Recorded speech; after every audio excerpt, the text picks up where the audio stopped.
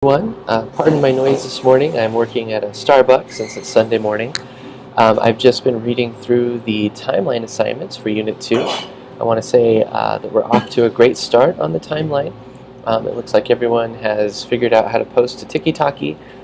If you have any questions or something didn't quite work right or you weren't sure about it, please let me know and I'll be happy to help out with that. Also, please, if you still have any questions, be sure to review the video tutorials that I created for that. I wanted mostly to talk about the notion of historical significance here. And I've given you some links to websites that talk about historical significance, one that I created that has some resources. And I've also made a video about historical significance, just in case you need to go and think about what it is that we're talking about there. As we talked about in Unit 1, history can be a subjective pursuit, meaning that we bring our own perspectives to the table. We have to think about where our own worldviews are, where our own biases lay, in order to kind of look past those and put together as many pieces of the puzzle as we possibly can. That said, history still is based in fact. Historical evidence are the facts that come from all of those different perspectives that we can then put together to figure out what happened in the past.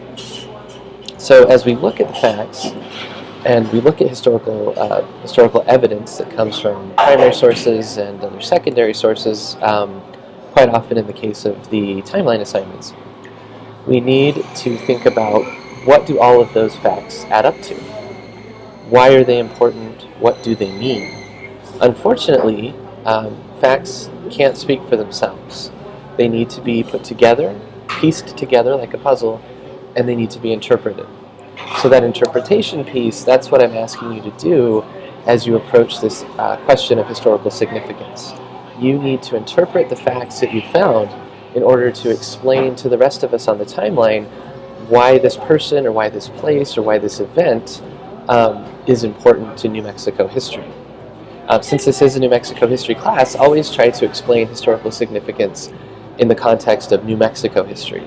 Of course, we'll be coming across concepts as well as events like the U.S.-Mexico War, for example, that had much larger implications than just on New Mexico. But for this class, think about, well, how did that impact New Mexico? Why is that important to us here in this region and in this state? Hopefully that's helpful. If you have any questions about what I'm getting at or what I mean by historical significance, don't hesitate to follow up and ask me about that. Also, I'm still working on feedback for the Unit 2 timeline, but I will be finishing that up shortly this morning. You always have the opportunity, and you wouldn't know this because you just started the class, but I always give my classes the opportunity to revise the Unit 2 timeline because it's the first time we've ever done this. It's a new assignment to most of us, and I understand that, so I want to give you the chance to revise and work to get up to full points for the assignment if you want to. It's not something you have to do, but you have that option. If you do choose to revise, you only need to make your revisions on Tiki-Taki.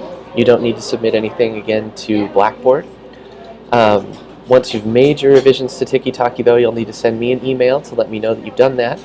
Otherwise, I won't know that you've made any changes. So that will alert me to go and reread your post and update your score. So please take advantage of that if you want to and are able to. Finally, please do make sure that you're submitting both to Blackboard and to Tiki-Taki. I know I've told you to do all of your work first in a Word document or similar. That's explained in the timeline instructions as well as in the tutorial videos. So all of that work is done there so that you don't have to keep going to Tiki-Taki as you do your research little by little. You do want to make that placeholder so that you can claim your topic before you do your research, so remember that step as well. But you need to submit that Word document to Blackboard in the places that are signaled in the learning modules.